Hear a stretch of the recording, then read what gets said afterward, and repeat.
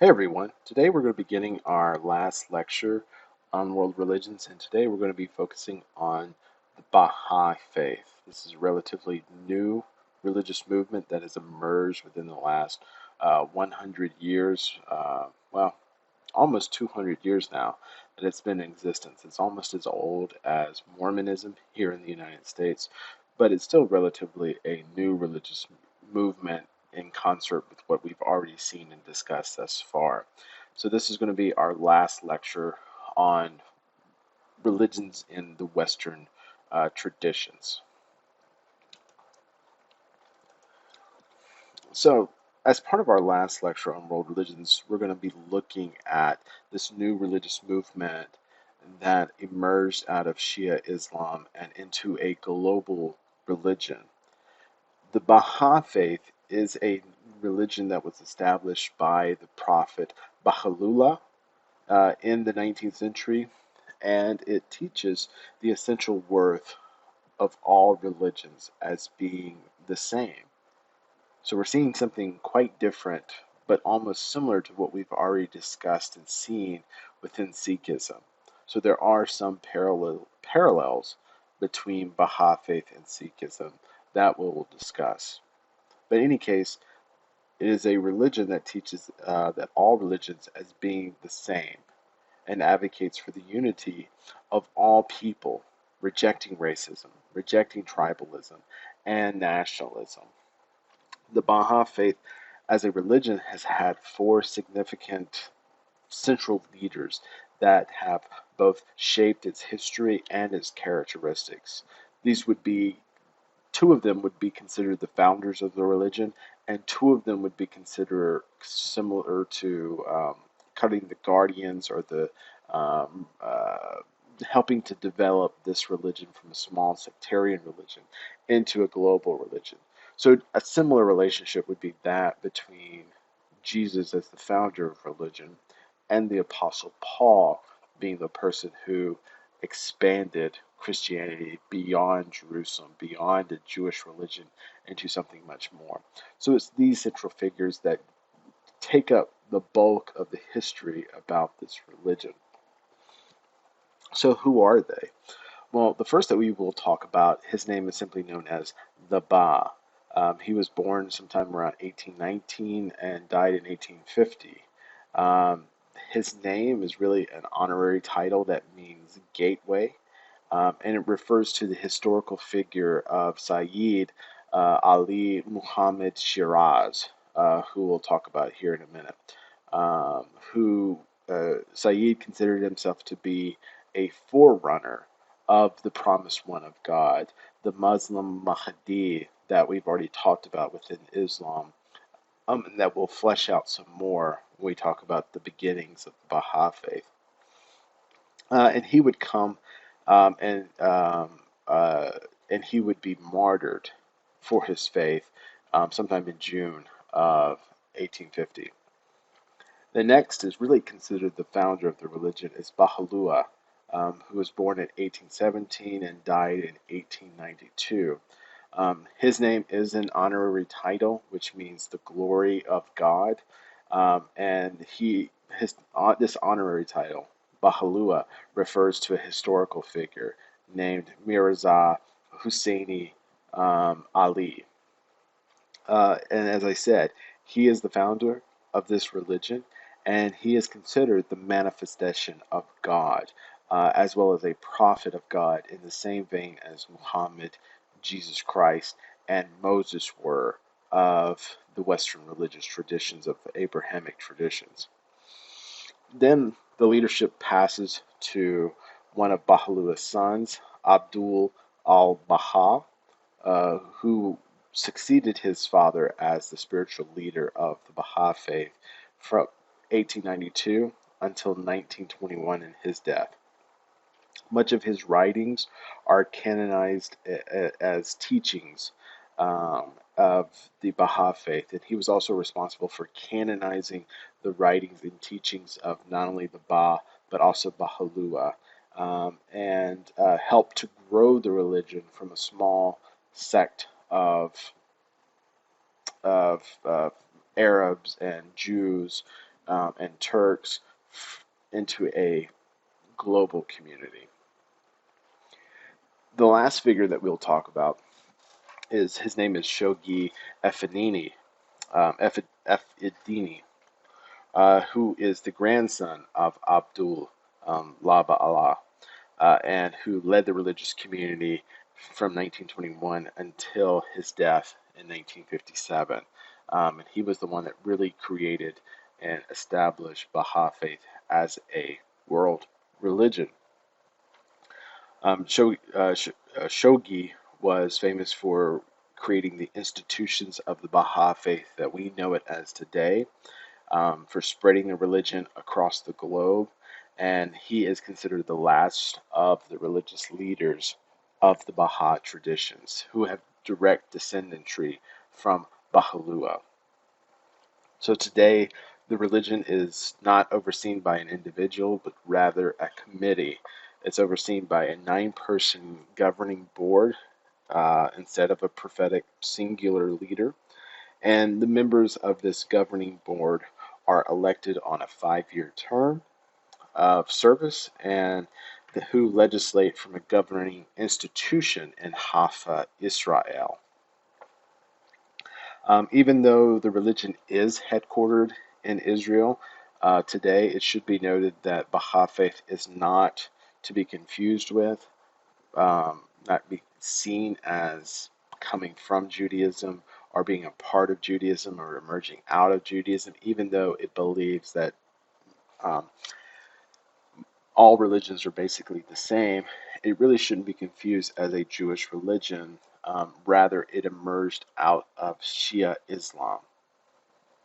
And we'll talk about that. Um, because of its associations and its roots with Shia Islam, Baha'i faith is characterized as an Abrahamic religion and a monotheistic religion as well. If you recall, an Abrahamic religion is defined as a group of religions centered around the worship of the God of Abraham, and whose traditions are tied to the religious scriptures of the Quran, the Hebrew Bible, and the Christian New Testament. Meaning that the God of Baha'i faith, in this instance, is the same God of Judaism and of Christianity, and is the same God of Islam. It means that a lot of the basic theological and religious frameworks of the Baha'i faith are relatively the same as those within Islam, with Christianity, and with Judaism. So it works pretty much the same, but it does introduce some new religious teachings and doctrines that we'll talk about towards the end of this lecture. Also, real quick, I want to mention here, since we talked about monotheism, just a reminder. Monotheism is the belief that there is only one supreme creator deity who is an omnipotent, omniscient, omnipresent, and omnibenevolent. That means all knowing, ever present, all powerful, and all loving being. And that is universally referred to as just simply God. And like Shia Islam, Baha'i faith is a strict monotheistic religion and does not accept the idea of the Trinity in Christianity. So that's one thing that is different from Baha'i faith and Christianity. Uh, the word Baha'i comes from the Arabic adjective, um, sorry, adjective. Let me rephrase that. It comes from the Arabic adjective meaning a follower of Baha'u'llah. And while you may see the religion referred to as Baha'ism in older academic textbooks, in articles, if you Google Baha'ism, you will get Baha'i faith. However, I just want to emphasize that this term is no longer correct.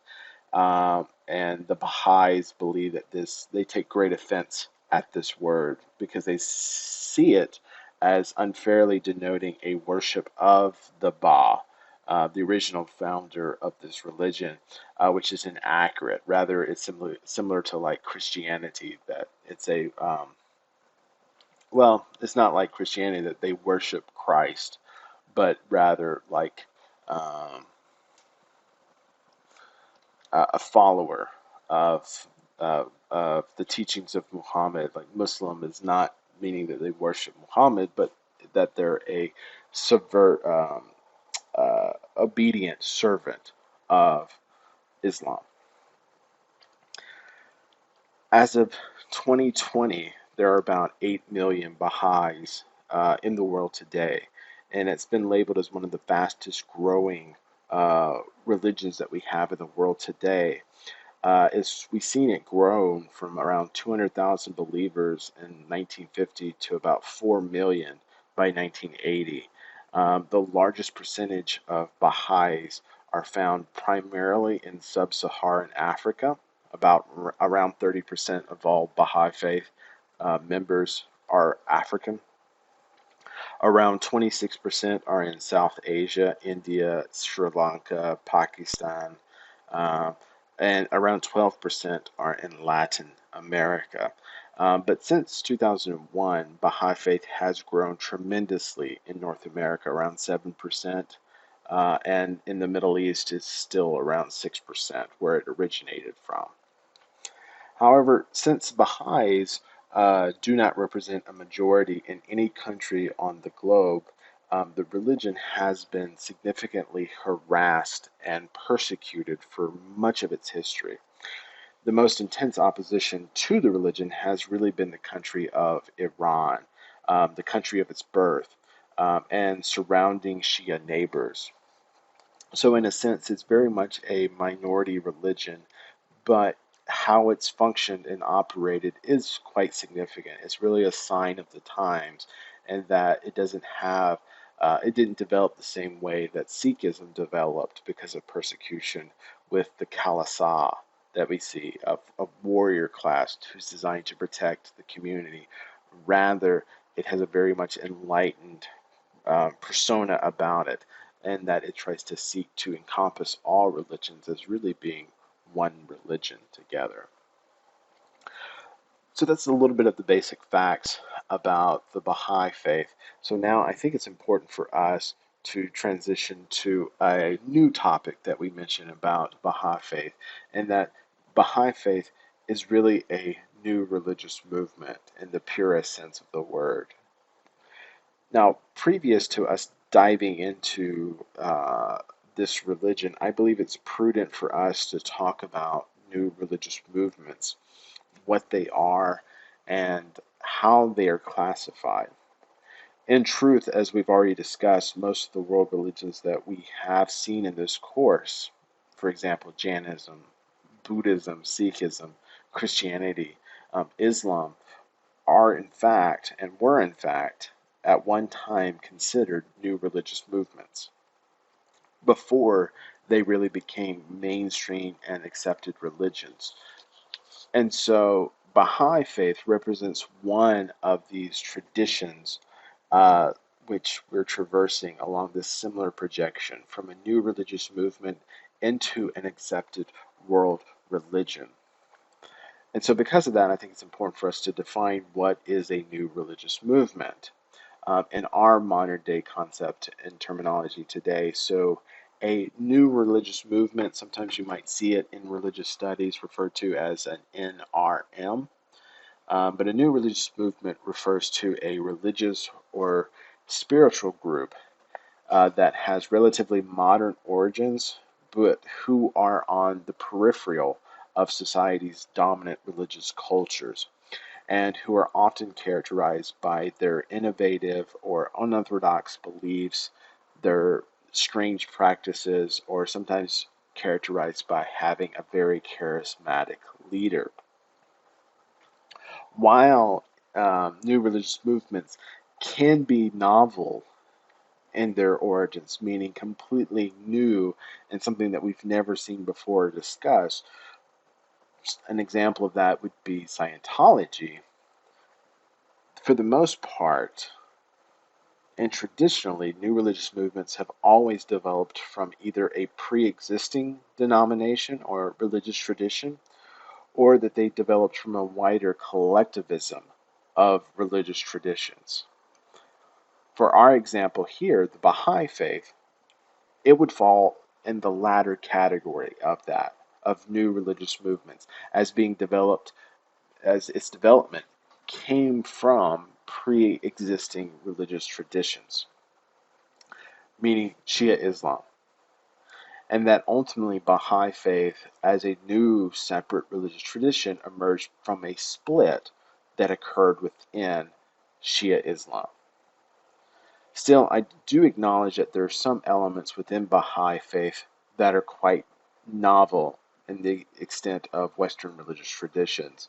That all religions are generally one. That's something kind of novel within us. However, the roots of the Baha'i religion are historically linked to Shia Islam, and we'll talk more about that here in a moment. Um, Now, how do um, well, I guess real quick too, I need to also emphasize that Baha'i faith as a category also falls within the development of an Abrahamic religious tradition, meaning that even though it emerged out of Shia Islam, it still emerged out of a wide collectivism of the Abrahamic religions. So it does have teachings on Jesus. It does have teachings on Jewish traditions.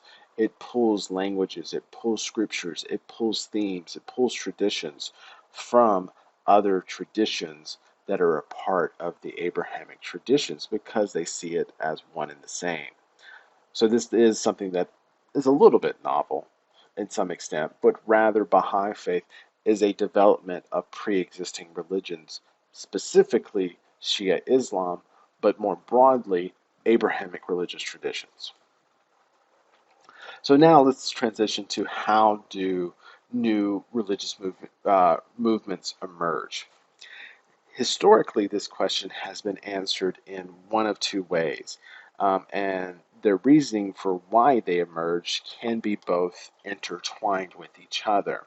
So, not all new religious movements emerge for the same reasons. They could emerge either one of these reasons, a combination of these reasons, or all of these reasons. But typically, what we see is that first, new religious movements emerge out of a deep satisfaction within the dominant and current religious tradition that holds the majority over a given population. This level of dissatisfaction can occur for all sorts of reasons. However, they're generally coalesced around certain key themes, particularly number one, corruption. Corruption within the religious traditions. If we think back to our lectures on Christianity, the Protestant forms of Christianity emerged as a reaction to dissatisfaction with the Catholic Church, that the Protestant Reformation was a counter-reactionary movement to the corruptive nature and abuses of power that was exhibited by the Roman Catholic Church in medieval Europe. More specifically, the papacy. It was aimed at the papacy, and so that's why all of the Protestant traditions have removed themselves from the papacy and having some kind of central authority. They try to make it back to more a collegial authority, or if not, a congregational system of authority. Because again, they're reacting to corruption, perceived corruptions. Number two is what we refer to in religious study as disaffection. It is a term that is used specifically within religious study circles to refer to a state or feeling of being dissatisfied with your traditional religious institutions and no longer willing to support them. The reasons for this can vary from just pure boredom to staleness of the religious traditions to logical or spiritual disagreements. Think of the rise of religious and affiliated people among the demographics here in the North America, in the United States, in Europe, in Australia, New Zealand. It's because of dissatisfaction, disaffection. People are no longer bound to religious traditions because they don't work for them. The local religious communities um, aren't welcoming to them anymore. They don't agree with them politically on things. They logically don't make sense anymore. So why keep supporting these things? So sometimes new religious movements emerge because of that. They come in to fill in those gaps. Number two, we already talked about deep satisfaction. So the next key ingredient here is that new religious movements emerge out of the teachings and leaderships of a charismatic religious leader, which captures the imaginations of a significant minority of people. New religious movement leaders often possess charismatic qualities that attract and inspire followers through their personal magnetism, either their personal eloquence, or more importantly, a perceived spiritual authority that these individuals have. These leaders can communicate their ideas effectively, instill confidence, and create a sense of awe or reverence among their followers. Charismatic leaders emerge and have staying power because they often claim to have a unique insight, have received a revelation, or that they have special powers which draws people to them who are desperate for something new and sometimes keeps those people trapped. New religious movements often emerge as responses to societal or cultural changes, or they tap into deep emotional and existential needs of the individual that is fulfilled by that charismatic leader. And finally, these new religious movements tend to attract individuals who are on the outside or on the periphery of society and culture. Typically, people who are extremely impoverished, who come from broken homes, who often suffer from substance abuse or sexual abuse, or who are just simply naive and gullible. And sometimes these charismatic leaders pounce on that experience.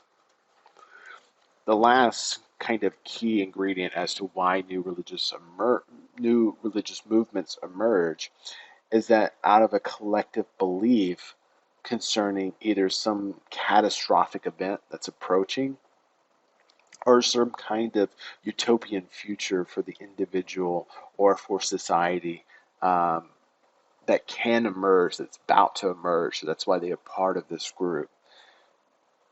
You can peruse local bookstores here in the United States, local TV. You can channel surf if we still do channel surfing at home on the television late at night, or searching the edges of YouTube, TikTok, and Instagram, and you'll consistently find yourself encountering someone who's railing about the end of the world, some catastrophic event that's happening if you don't do something now. This kind of fear mongering captures the imaginations of a lot of individuals because they share a similar skepticism about the end of the world that's approaching. A popular example of this that we don't have time to talk about, maybe in the future, but not right now, but maybe in our next lecture when we dive a little bit deeper into new religious movements outside of the traditional ones, but those on the periphery. An example would be the religious cult that came from the 90s, Heaven's Gate, that focused on UFOs and the appearance of the Halley-Bot comet in 1996. That this comet had appeared that was going to destroy the universe, and then at the end of this comet, on the tail end of the comet, was in fact a spaceship, an alien spaceship that could uh, transport the souls of individuals if they committed suicide. And so you had famously several people in San Diego area committing mass suicide because they believed their souls would be transported to a UFO. So those were some popular examples here, but for us, for our purposes, our religious tradition today, the Baha'i faith, this new religious movement emerged through a combination of dissatisfied individuals. They emerged because of charismatic spiritual leaders who captivated them. But more importantly, it emerged because of an expectation of the Messiah, the Islamic Messiah, the Mahdi, was soon going to appear. And so this is how this new religious movement emerged. So, how did we get, or how did the Baha'i faith get started as a religion? Well, the roots of the Baha'i faith, as previously stated in this lecture, the roots of Baha'i religion are found within Shia Islam and the beliefs surrounding the Mahdi, or the Muslim Messiah. If you recall from our discussion on Shia Islam, one of the largest groups of Shia Muslims is collectively referred to as the Twelvers. The Twelvers. And if you remember, the Twelvers believed that the Muslim community was to be ruled by an imam who was a direct descendant of the Prophet Muhammad through his son-in-law Ali ibn Abi Talib, or just Ali, if you want to do it. They believed that these imams, because of their direct connection with the Prophet, that they maintained some level of spiritual and religious authority, and that spiritual and religious authority came from God as well. And so that they possessed the correct interpretations upon the Quran, and who, like the Prophet, were par excellent examples for Muslims to follow. How to behave, what does it mean to be a Muslim, was to look at these early imams. However, the Twelvers believed that the 12th Imam had what is referred to in Islam and Shia Islam as occultation, or just basically a fancy way of saying he had done disappeared. So they believed that the 12th Imam had disappeared and that he would reappear, but when he does reappear, his reappearance would usher in a messianic age in which Islamic law and Islamic justice would reign once again as it was in the days of the Prophet. So it was a messianic expectation, it was a hopeful return. Furthermore, these Twelvers believed that this 12th Imam was the long-awaited Mahdi of Islam, the Islamic Messiah figure who would appear on the earth at the end of days, and who would rid the world of injustices and restore God's law and God's rule over the earth and over humanity. So, that's a little bit of the background. This messianic expectation, particularly the Twelvers within Shia Islam. So, by the time we get to the very late 18th century and early 19th century, there emerged a Shia cleric, a Shia preacher by the name of Shiak Ahmad Asi, who began a small religious movement in Iran. And Shiak believed that the Twelver Imams had been given special spiritual powers that allowed them to communicate directly with God, which in Islam was impossible to do outside of Sufi Islam. And so we've already talked about Sufi Islam seen on the periphery of many Muslims, but others look to it because of what it promises. This is kind of a Sufi kind of phenomenon that emerged within Shia Islam.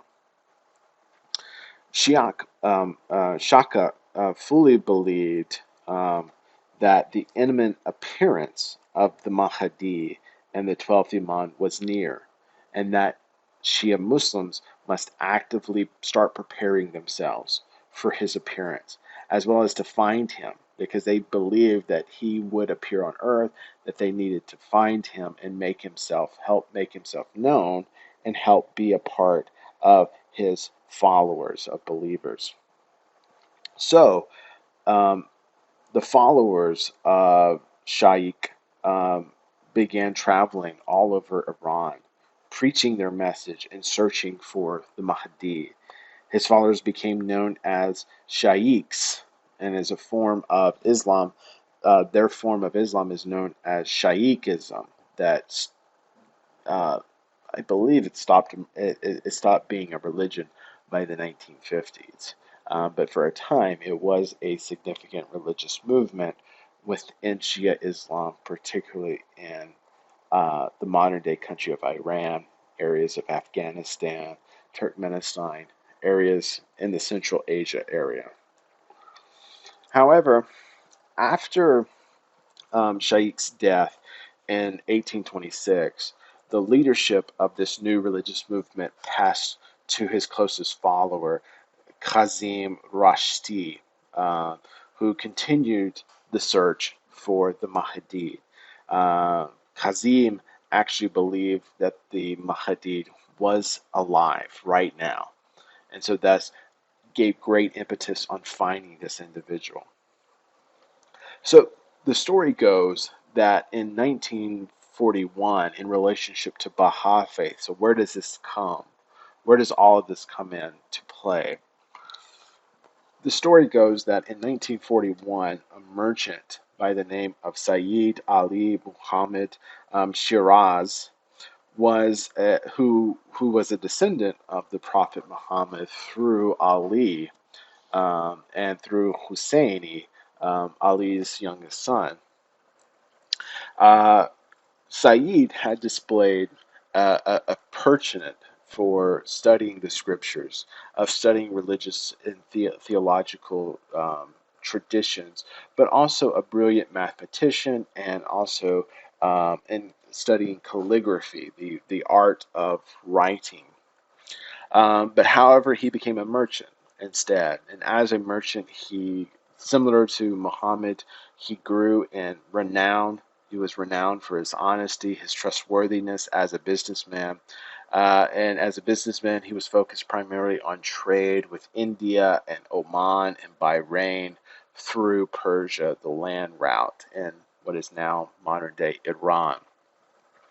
However, from his early writings, Said, uh, it is suggested that he really didn't enjoy what he did for a living, that he really did not like being a businessman, but instead wanted to be a religious teacher, a cleric himself. But however, he did what every good person's supposed to do. He gets married, and so in 1842, Said marries a girl who is the daughter of a prominent merchant in Shiraz, similarly to Muhammad's own story. And they, from all accounts, they were very much a happy married couple. The couple did have a child, a boy named Ahmad. However, according to Shiraz's, excuse me, Sayyid's biographies, that the child shortly died after its birth, and that both him and his wife never physically recovered or relationshiply recovered from this. The story goes that after the child's death, Said decided that he needed to go on a religious pilgrimage to Iraq, the kind of religious center of much of Shia Islam is in modern day Iraq today. So he goes on a religious pilgrimage in 1943, where he visits the holiest sites of Shia Islam, and that he studies for a time at Karbala, which is a very important religious center within Shia Islam. And at Karbala, it is reported that it was there that Sayyid met with Kazim and even studied under him for about 7 months before returning back home to Iran. So it seems that Sayyid converted to being a Shaykh's Muslim, that he was part of the Twelvers, that he could possibly have believed in Shaykh's message and Kazim's message of an returned Mahdi, the 12th Imam, having been presented. We don't know. But what we do know is prior to Kazim's death in 1843, that Kazim encouraged his followers to leave their homes immediately and to start searching throughout the year every single village and every single home in the region in order to find the Mahdi, because the Mahdi was present. He was physically present. He had a dream about this. He was here and he needed to be found. And so from 1943 to 1944, a massive search was taken out amongst the followers of Kazim. And so the story goes that on April the 3rd, 1844, Sayyid reported that he had a dream in which the third Imam, his own great great great great great great great great grandfather, Hussein, the son of the youngest son of Ali, who Ali was related to Muhammad through marriage of his youngest daughter, that Hussein had appeared before him, and that he appeared before Sayyid with a cup in which he poured out blood that had been caught by the cup from his lacerated throat. If you remember, famously, Hussein within Shia Islam was famously martyred, betrayed by his followers. And so this imagery is part of Shia Islam and Shia Islam's belief. The martyr, a death of a martyr, a more famous martyr being Hussein. And so that he takes blood from his martyred body and then he fills it in a cup and then he commands Sayyid to drink. Now, this is a very graphic vision, but however, this graphic dream serves to, in a sense, anoint Sayyid for his future religious direction. That Hussein had come to him, gave his own blood from his murdered corpse, his murdered body, and had Sayyid drink it, saying, "You are a part of me. You're a part of this prophetic tradition that you now have authority to prophesy and preach." And that Sayyid now has the gift of prophecy.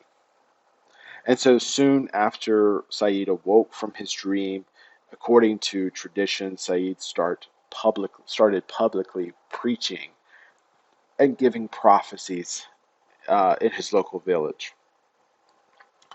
Lo and behold, on May the 22nd of 1844, so 1 month later, one of Kazim's followers had arrived in the Iranian city of Shiraz, the same city where Sayyid lived and was actively preaching and prophesying.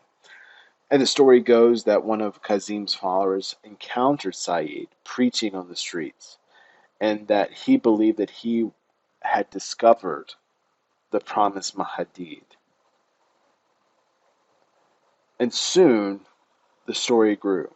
The initial following of this religious movement grew in the community of about 18 people, and they started to missionize and spreading the news of the Mahdi's appearance in the individual of Sayyid. So, according to traditions, Sayyid embarked on a holy pilgrimage soon after this event to both Medina and Mecca, the two holiest sites within Islam. And that while at the Kaaba, Sayyid publicly declared himself to the people that he was indeed the Mahdi, the long-awaited promised one of Islam. And after his public declaration, he also wrote to the leader, the Sharif of Mecca, who controlled the holy shrines of Mecca and Medina, to inform him of his missionary visions and of his missionary mission. There at Mecca and Medina, Said started to gain more and more followers who came to believe his claims. However, soon word reached back to the governor of Shiraz concerning Said's claims, and he started rounding up all the various shaykhs um, in the area to start persecuting and torturing them because this was very much problematic. This represented potentially a religious civil war emerging. And so in June of 1845, Sayyid Ali Muhammad was demanded to appear before the government of Iran and the religious authorities in Shiraz to exclaim or explain his claims. And according to traditions, initially Said was publicly asked to make his declaration that he was the Mahdi known. And the moment that he made that declaration, he was going to be executed. So the story goes that Said publicly recanted from his claims. However, there are some historians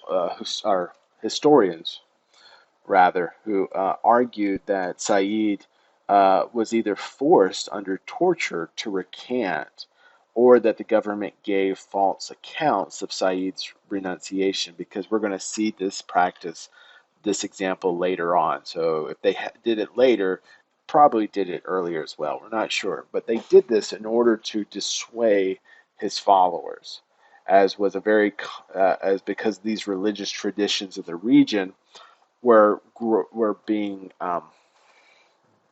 very much problematic at the time and wasn't ideal because of conflicts between Turkey, Persia, and Iran, as well as Western powers.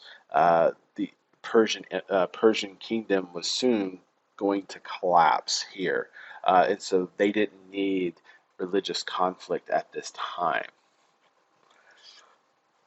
Regardless of whatever's true, the reality is that Said was placed under house arrest until September of 1846, when he was only released due to a breakout of cholera in the city of Shiraz.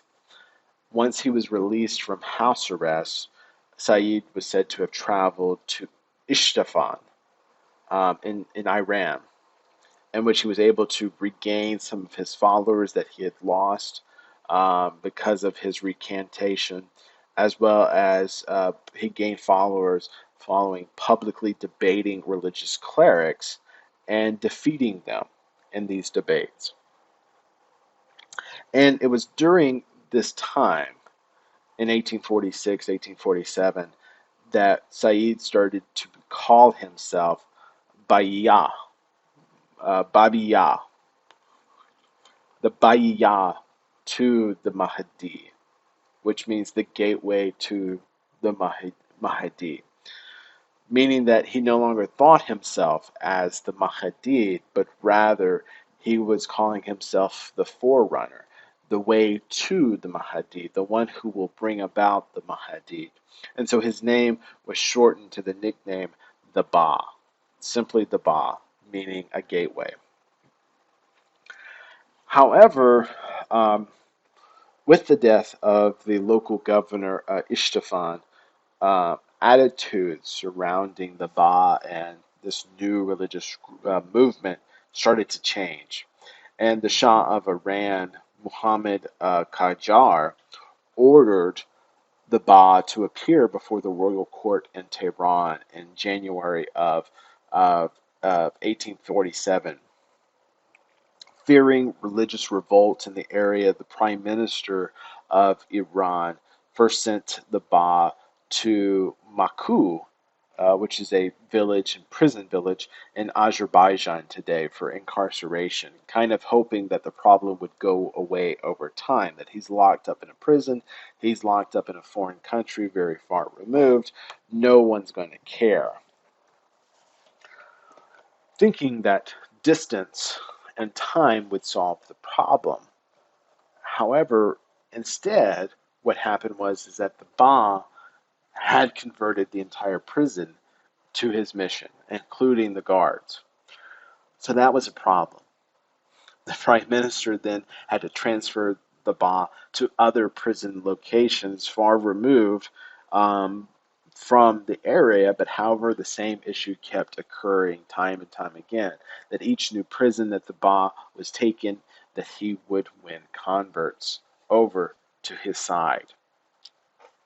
So, by July of 1848, the Ba was finally brought to stand trial for his heresies.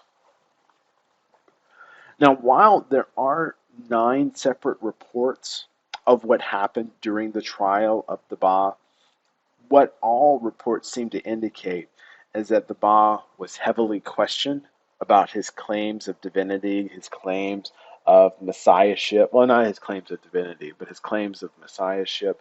If he was the Mahdi, would he do miracles? Things like that.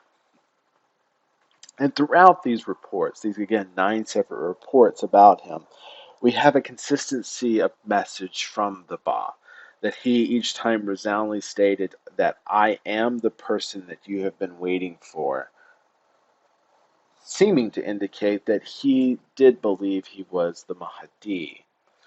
But again, there's confusions. Did he believe he was the Mahdi, or he believed that he was a forerunner to the Mahdi? Again, there is some confusions here, but I want to make both plain and clear here that it seems to be a developing um, situation within the Baha'i traditions. It appears at one time the Ba thought he was the Mahdi, but probably after his death, with the appearance of another person, then the story gets changed a little bit. We're not sure.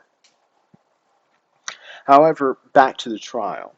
So the trial didn't bring about a decisive result.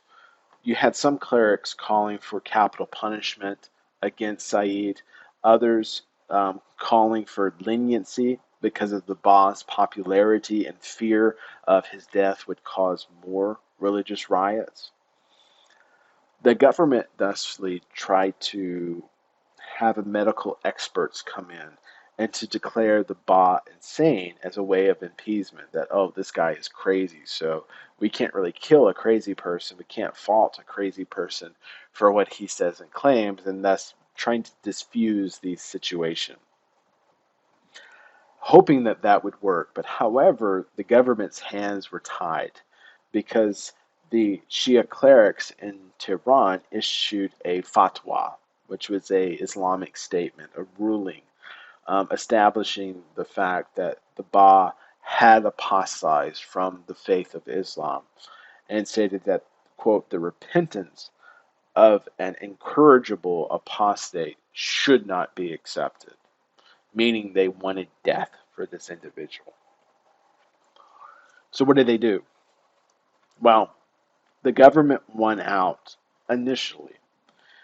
The government won the debate, won the argument of what to do with the Ba, and the Ba was only publicly whipped for his heresies, but he wasn't killed. And subsequently, the government began circulating an undated and unsigned document in the newspapers saying that the Ba had publicly recanted for his beliefs and his claims. However, this time his followers didn't believe the truth. They believed that the Ba was who he was. This was all falsified and fake, and so the Ba was famously sent back into incarceration. But due to an insurrection later on among the followers of the Ba, the government then was forced publicly to reverse course in 1850. And so on the morning of July 9th, 1850, the Ba was taken to a courtyard of the prison at Tabriz and was ordered to death by a firing squad. The story goes, and there's many eyewitnesses of this account as well, but the story goes is that the Ba and one of his closest disciples, Muhammad Ali Anis, were to be executed. They were suspended from the walls of the prison by ropes, being hung in the air, and that there were over 1,000 eyewitnesses who were present, even some Western diplomats, and that they were going to be shot to death by armed soldiers.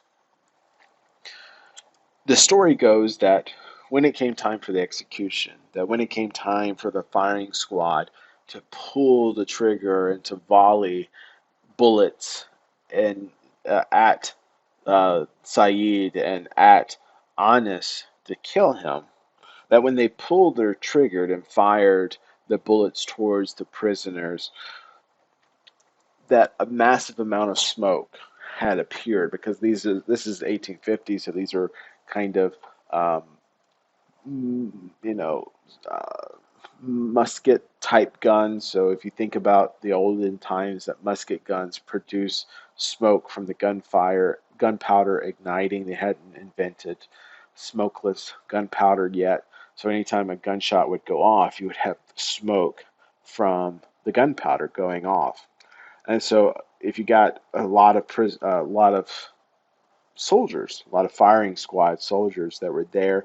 You can imagine a lot of smoke initially builds up. And so they fire their guns, poof, a lot of smoke, and it happens to cover much of the um, prison at the time. And so they had to wait till the smoke dissipated. And once the smoke dissipated, they noticed that both the Ba and Anis were completely unharmed, that their ropes had been cut, and that they were standing there unharmed, that all the bullets miraculously missed. There's another story as well that adds to that. One of the eyewitnesses, that the bomb, once the smoke disappeared and dissipated, that in fact the Ba had disappeared, that it was only Anis who was left standing there unharmed, that the Ba wasn't present, and that the soldiers then went into a panic, scoured around the prisons looking for him, and actually found the Ba back inside his jail cell, continuing to preach his message, to preach the truth about himself to others, again showing his level of religiosity. There's also another report from an eyewitness that the soldiers purposefully missed, that this entire squad of soldiers had purposefully missed because they believed who the Ba was. And so they didn't want to kill the Ba. And so that they had ceremonially all missed on purpose as a sign of protest against the government because they believed who the Ba was. But again, these are all eyewitnesses' accounts. There's several ones. No one knows for certain. But universally, this has always been seen as a miracle about the Ba. And so giving credence to the traditions, because again, it was over 1,000 eyewitnesses, including several Western reporters and Western diplomats who were there. So what we do know is that a second firing squad was called in. And that the Ba and Anis were subsequently strung up again, and on the second attempt, they were killed and executed. It is also reported that the remains of the Ba were thrown into a ditch just outside the prison walls in order to be consumed by dogs, a kind of insult to who he was. However, tradition goes is that the followers of the Ba collected his remains in a clandestine way, recovered them, and then only to hide them to later be entombed at the shrine of the Ba in Haifa a couple of decades later in 1899, once the shrine was built. And so very quickly, that is how the tradition of the religion gets started, gets off the ground in a sense. But it continues, and it continues with the promised one. And so who is the promised one? According to Baha'i traditions, it is this man, Baha'u'llah.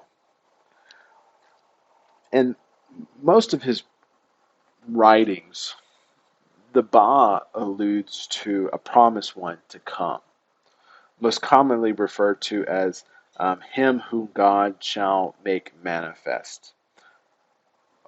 And the Ba would routinely call himself a ring upon the hand of whom God will make manifested. So it seems to be in the Ba's own writings that he believed he was to be this kind of forerunner, this John the Baptist type character to the personhood that Jesus would be in the New Testament for this promised one. So he didn't believe him to be the Mahdi, but to be a forerunner to the Mahdi.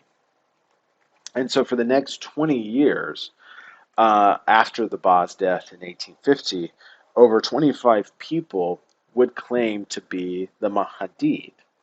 However, the most significant and the most prominent of these claimants becomes Baha'u'llah. And this is who we're going to talk about, is Baha'u'llah. So before his death, according to Baha'i faith traditions, the Ba sent a letter to Mirza Yahya, um, that someone within the Baha'i faith considered as a last will and testament, in which he appoints Mirza Yahya as a leader of the community and ordered him that he obey the promised one when he appears.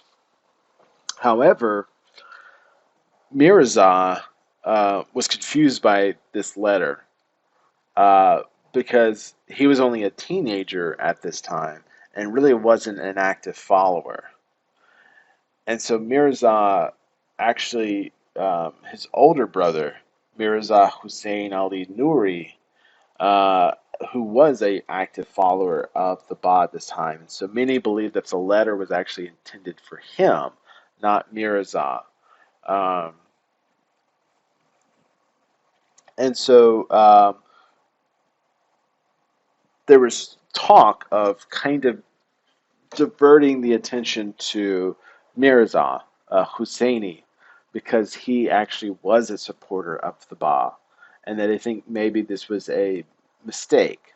However, Mirza Husseini Ali supported his brother's claim, believing that the Ba had indeed made his brother the leader of the community, Mirza Yahya.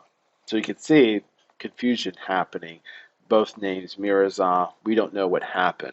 But however, the story goes is that Mirza Yahya would go and to lead the community.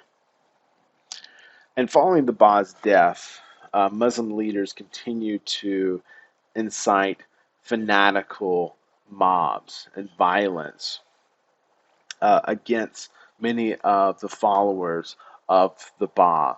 So reports of 1 to 2,000 of Ba's followers were brutally murdered by the government in 1951 and 52. And so on August 15th of 1952, two of the Ba's young followers, who were in a deep despair over the killings of their friends and family members, um, made an ill-conceived attempt to assassinate the Shah of Iran, the king of Iran, whom they blamed for all of these tragedies.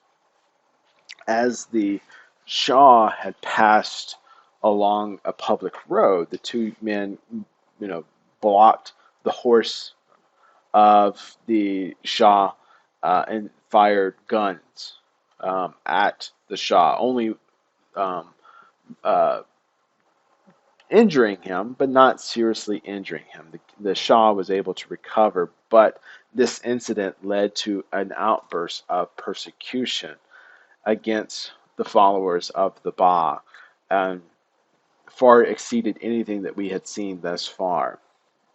So, fearing retribution and death, Mirza Yahya fled to Baghdad for safety, and spent 10 years in exile until he was able to reconnect with the community later on. And we'll talk about that.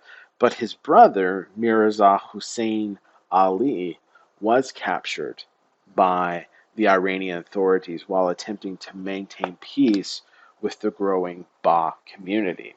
That was around this time around 10,000 followers. And we know that Mirza Hussein was thrown into prison. He was thrown into the famous Black Pits of Tehran prison. and that he spent 4 months in the year of 1952 or 1852 held as a prisoner.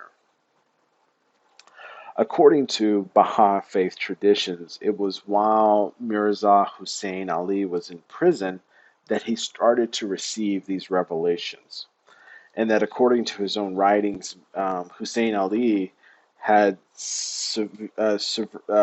had experienced had a mystical experience while in prison, including a vision of a woman from God, a maiden from God, who came down from heaven and who presented him a message and told Mirza Hussein Ali that he was going to be a messenger of God and that he was the one who uh, was the promised one and the one that the Ba had foretold. Amongst the prisoners there, Mirza Husseini Ali started preaching his message and preaching his prophecy that he had, this revelation, this dream that he experienced. And he started to gather followers to his religious claims about that he was the one who the Ba had foretold. And so it was during his time in prison that Mirza Husseini Ali took the new name of Baha'u'llah, meaning the glory of God. And he called his message the Ba'a, meaning glory or splendor, and his followers were to be known as the Bahai, which indicates followers of the Baha. When it was proven without a doubt that Baha'u'llah was innocent of the involvement against the assassination attempt on the Shah of Iran, the Shah finally agreed to free Baha'u'llah in 1853, but decreed that he would only be permanently banished from Persia. And so that Baha'u'llah had to exile himself to Baghdad, and the majority of the Baha'is would follow him and establish a new religious colony in Baghdad, modern day capital of Iraq. While in Baghdad, the Baha'i faith community was divided between those who fled with his older brother or his younger brother, Mirza Yahya, who reappeared on the scene and started showing letters that he had received permanently from the Ba, saying that, no, I am the chosen one, not my brother. Mirza Yahya claimed that the letter that he possessed actually appointed him as the successor to the Ba, not his brother. However, not all Bas accepted Mirza Yahya's claim and openly questioned his motives as he fled years earlier, denying his faith. But to bolster his claim, Mirza Yahya sought to discredit his brother, Baha'u'llah, by spreading false rumors, false accusations about him, which stirred up some harsh feelings within the Baha'i community in Baghdad. So, declining disputes with his brother or to do anything to endanger the unity and the survival of the already demoralized Ba'a community, Baha'u'llah, without notice, left Baghdad in April of 1854, and he fled to the mountains of Kurdistan in the northern territories of Iraq today, modern-day Turkey, modern-day Syria, and the northern areas of this territory, and parts of Iran as well, or Iran, excuse me. Initially living as a hermit in the mountains, Baha'u'llah dressed as a Sufi Muslim, and he actually changed his name to Muhammad I-Irani in order to disguise himself. And he even enrolled himself at a theological seminary to be a student in the local village there up in Kurdistan. But it was while at seminary that Baha'u'llah grew in a reputation amongst the seminary teachers and students as a wise man, and that where he started to write down religious books while in seminary in his religious writings during this time. While that was going on, back in Baghdad, following the absence of Baha'u'llah, his brother Mirza Yahya true nature became apparent. The public, um, uh, yeah, I guess to put it that way, the larger Baha community, their respect for their leader disintegrated as Mirza Yahya failed to demonstrate any kind of spirituality, any spiritual standards, any morality that was taught by the Ba.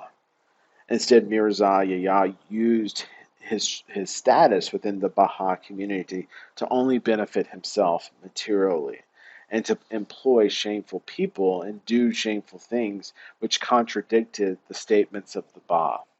For example, it's reported that Mirza engaged in criminal activities, including persuading several of his followers to murder potential rivals to Mirza's claim for the community. Mirza even took steps to initiate another attempt to assassinate the Shah of Iran, which demonstrated again that this isn't what a religious leader does. This isn't the actions of someone called by God. And so Mirza Yahya utterly failed as a religious leader, and most of the Bahs in the community started to reject his claims. However, there was hope. Hope reemerged when rumors of a great Sufi saint living at the theological seminary up the road in Kyrgyzstan reached the Baha community in Baghdad. They suspected that it was their long lost leader, Baha'u'llah, and they asked one of his relatives to go to Kurdistan and to beg for him to return and help the community. Baha'u'llah agreed, returned to Baghdad in March of 1856, and assumed the leadership again of the community. Over the next 6 years, or 7 years, excuse me, Baha'u'llah took to transforming the Baha community into a more religious community than a collective gang as it had been under his brother's leadership. He took the time to restore the community to a moral and spiritual level that it had during the lifetime of the Ba. Soon, Baha'u'llah's reputation spread in Baghdad, along with increased dissemination of his writings, which attracted various Islamic princes, scholars, mystics, and government officials who wanted to meet this individual. Um, this kind of development unnerved many people of the established Islamic clergy of Iran because now we thought he was gone. Now he's back, in a sense, and that there's people who want to go talk to him, people that want to be a part of his mission. So it raised intense fear among the Islamic clerics in Iran, suspicion amongst the Iranian monarchy, and among the Shah's advisors concerning the growth of the Baha community as, again, a threat. So the Iranian government officially petitioned the Ottoman Empire, who ruled over Baghdad at this time, to extradite Baha'u'llah to bring him back to Iran.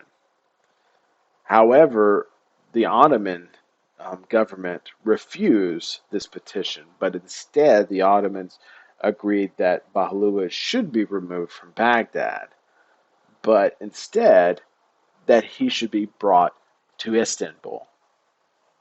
And so, in April of 1863, the Sultan of the Ottoman Empire, Abdul Azizi, formally invited Baha'u'llah to reside at Istanbul, the capital of the Ottoman Empire. And by May of 1863, Baha'u'llah accepted the invitation and moved his family as well as a significant population of the Baha community to Istanbul. And so the story goes that in 1863, of August of that year, Baha'u'llah arrived in Istanbul with much fanfare by the Ottomans. People were in the streets greeting him. There was a big kind of celebration with many Muslims becoming believers in the Baha'i faith and believing that he was indeed the promised Mahdi of Islam. However, the plans of the Ottomans kind of backfired. Um, the relationship between Baha'u'llah and the political elite of the Ottoman Empire was problematic. According to historians, it was customary for politicians of the Ottoman Empire and guests, particularly guests of the Ottoman Empire, to seek favors and to broker deals and to make petitions with the government. But Baha'u'llah didn't do that. He didn't really care for the government. He didn't want to be a part of the government. He didn't want anything to do with politicians. According to Baha'u'llah, he famously said, quote, "I have no demands to make of anyone, nor do I require any favors from anyone." So he wasn't looking to play the game, to be a politician. And so, according to traditions, the Persian, the Iranian ambassadors used Baha'u'llah's detachments, his indifference to the Ottomans, and used it as their advantage, arguing that Baha'u'llah actually had contempt for the Sultan and the Ottomans, and thus they needed to exile this wayward, um, unloyal person and community away from Istanbul because of their disrespect. And so, less than 4 months after arriving in Istanbul, the prime minister of the Ottoman Empire suggested to the Sultan of, of the Ottoman Empire to banish Baha'u'llah and his communities to the furthest extent of the empire, to Adrianople in modern day Turkey, which is on the very edge of Turkey and Greece at that time. And the Sultan agreed. And so by December of 1963, Baha'u'llah was forced into exile to Adrianople with his companions. Story goes that at Adrianople, um, Baha'u'llah spent 4 years continuing to teach, continuing to produce religious writings, continuing to encourage the Baha'i community in Iran to remain faithful to the faith and to travel to where he was in Turkey and the Ottoman Empire for safety. And it was during this time that his brother, Mirza Yahya, decided to reappear from his self-imposed exile. And again, Mirza attempted to pursue the mantle of leadership over the Baha'i community because they were growing and growing and growing. Uh, Convinced that Baha'u'llah's death was necessary for his own advancement, Mirza attempted to assassinate his brother, to poison him when he was invited by his brother for tea as a ruse to seek forgiveness. Now, while Mirza was initially successful in poisoning his brother, another miracle occurred. Miraculously, the poison didn't kill Baha'u'llah, nor did it severely injure him. And so the legend about Baha'u'llah and the Baha'i faith grew even more. However, we do know, according to traditions and autobiographies, that the poison did affect Baha'u'llah physically. It didn't kill him, but it left him with hand tremors in his hands after the poisoning, and that he had these tremors in his hands throughout the rest of his life because of the poison, that it had damaged the nerve endings in his hands. Uh, Ba'alua advised those who knew about the assassination attempt by his brother to not speak about it, as it didn't, if it never happened, fearing that this knowledge would end up causing a civil war among the Baha'i community that they didn't need at this time because of their strained relationship with the Ottoman Empire. He stated, um, Baha'u'llah famously stated that revenge was not theirs to seek, but rather revenge is God's, and that God always punishes evil. So, Mirza, the story goes, attempted a second assassination attempt by seeking help from a local barber in Adrianople named Usted, uh, and tried to get Usted to cut the hair of the or Bahalua. And according to his writings, that the Bahalua had received a revelation the night before of Usted's intentions and Usted's attempt to assassinate himself.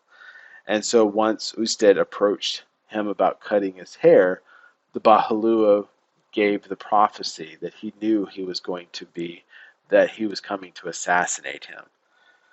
And Usted, instead of trying to kill him, believed who he said he was and agreed not to do any harm and agreed to be a follower of the Baalua. Eventually, all of these actions by his older brother um, forced Bahalua to publicly confront his brother, Mirza, which he unequivocally proclaimed his spiritual station and called upon Mirza to recognize and support him as the Ba's successor, and explicitly instructed that he was the promised one. Mirza refused to acknowledge the Bahalua as the promised one and continued to assert that he was the promised one, and that he had this letter from the Ba. However, Bahalua then responded by challenging Mirza to let the community decide who was indeed the promised one. So they had a public vote among the community. And the results of that vote was overwhelming. Overwhelmingly, the Bas in Adrianople decided that they wanted and recognized Bahalua as their spiritual leader and had nothing to do with Mirza Yahya and his supporters. But, again, that wasn't the end of it. Having lost all respect and influence among the Baha community, Mirza Yahya sought to discredit Bahalua with the Ottoman authorities, accusing him of nurturing rebellion, preaching rebellion against the Turkish government. Mirza claims provoked the Ottomans to investigate the situation, and while the investigation cleared Bahalua of all these claims, the Ottomans feared that the religious issues within the community would stir up trouble. So what they decided was the Ottomans decided to imprison both guys. And so they, by royal decree in 1868, the Sultan condemned Bahalua and his family to perpetual imprisonment in the penal colony of Akka, which is modern day Acre, today in Israel today. And at the same time, he condemned Mirza to be to perpetual imprisonment in Cyprus, so separating them by an ocean in a sense, in order to solve the issues, and it kind of worked. So in August of 1968, Bahalua arrives in Akka and was immediately imprisoned from 1968 until 1877.